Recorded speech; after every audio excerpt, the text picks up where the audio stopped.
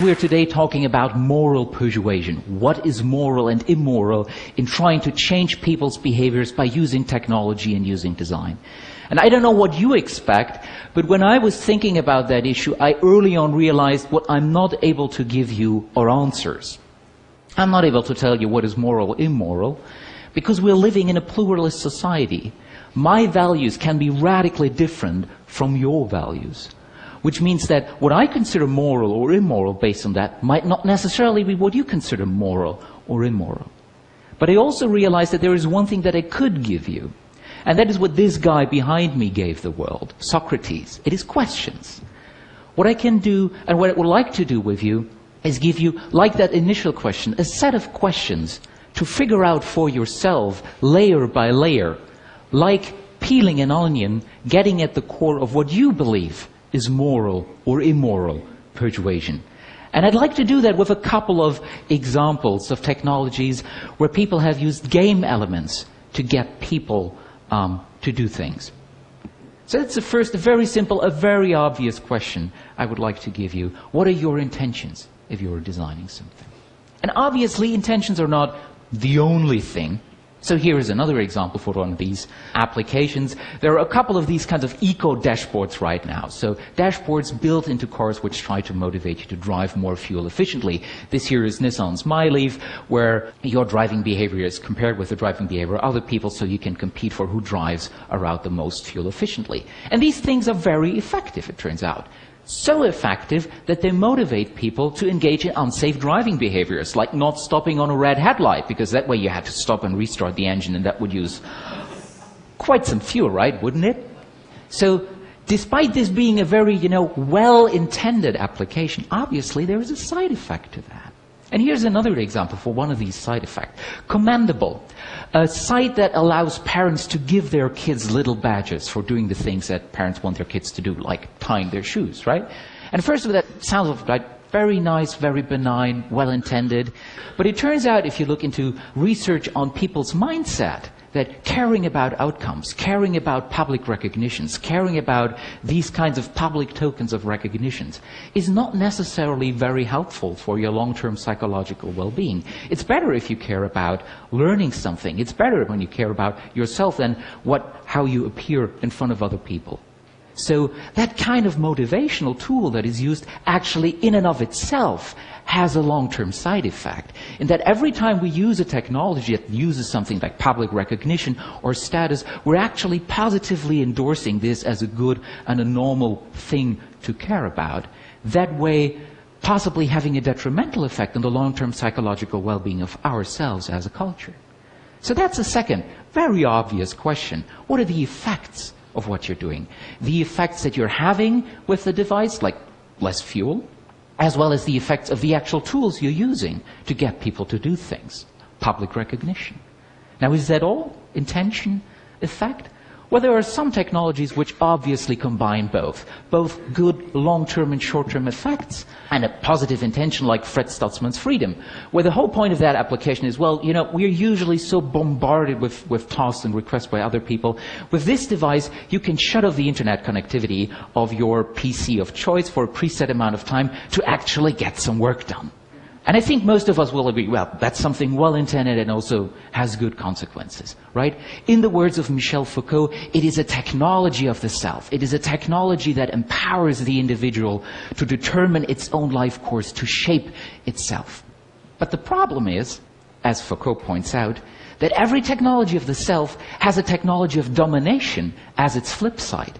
As you see, in today's modern liberal democracies, the society, the state, not only allows us to determine ourselves, to shape ourselves, it also demands it of us. It demands that we optimize ourselves, that we control ourselves, that we self-manage continuously, because that's the only way in which such a liberal society works. These technologies want us to stay in the game that society has devised for us.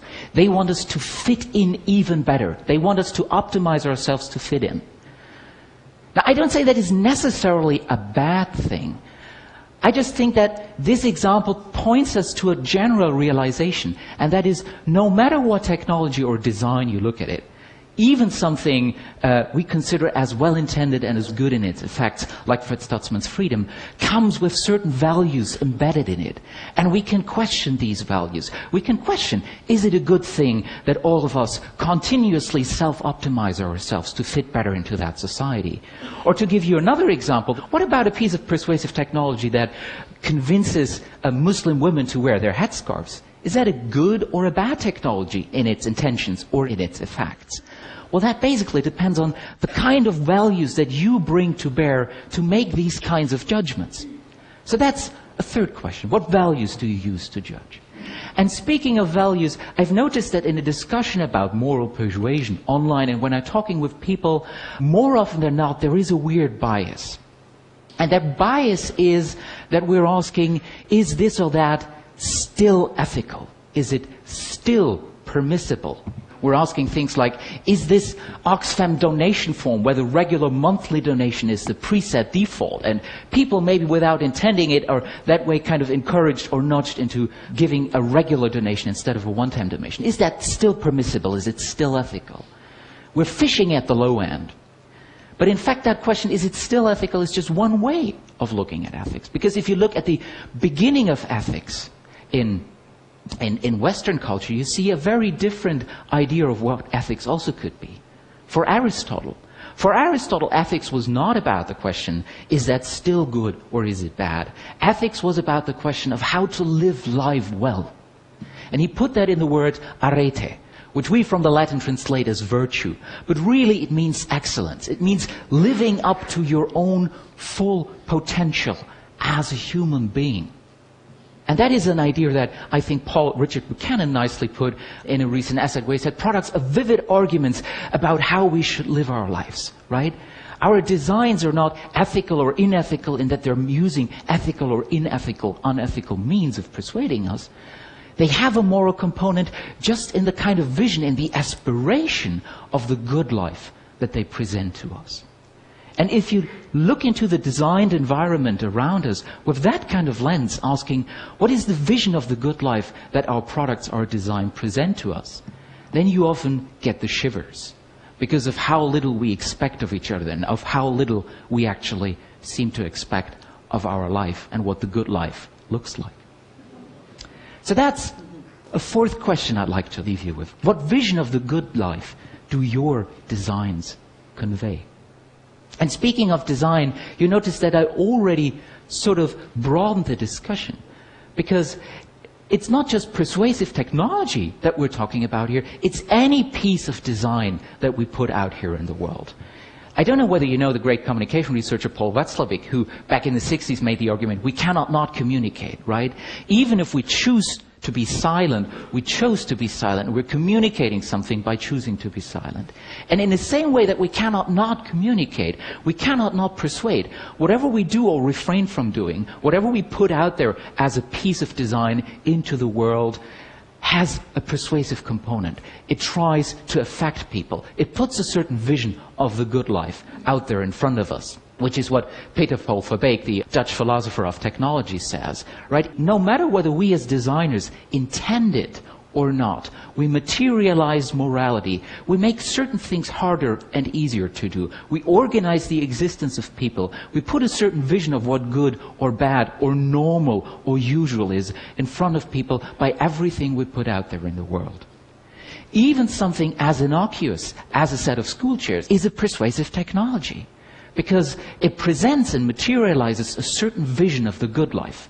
A good life in which teaching and learning and listening is about one person teaching, the others listening, in which it is about learning is done while sitting, in which you learn for yourself, in which you're not supposed to change these rules because the chairs are fixed to the ground.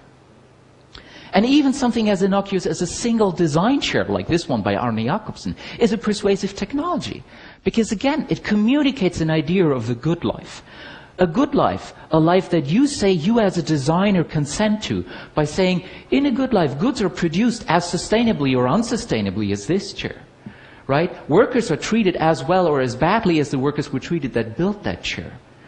Good life is a life where design is important because somebody obviously took the time and spent the money for that kind of well-designed chair. Where tradition is important because this is a traditional classic and someone cared about this. And where there is something as conspicuous consumption, where it is okay and normal yet you spend a humongous amount of money on such a chair to signal to other people what your social status is. So these are the kinds of layers, the kind of questions I wanted to lead you through today. The question of what are the intentions that you bring to bear when you're designing something? What are the effects, intended and unintended, that you're having? What are the values you're using to judge those?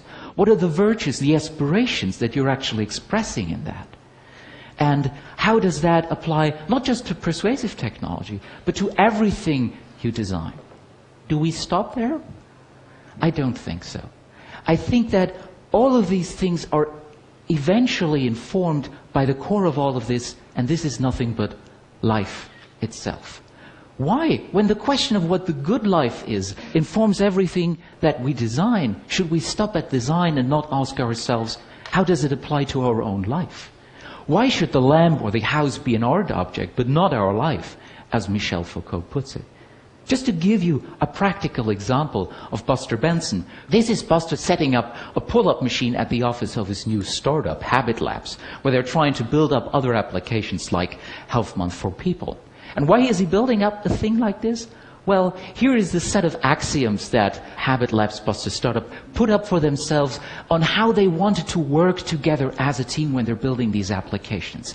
Set of moral principles they set themselves for working together.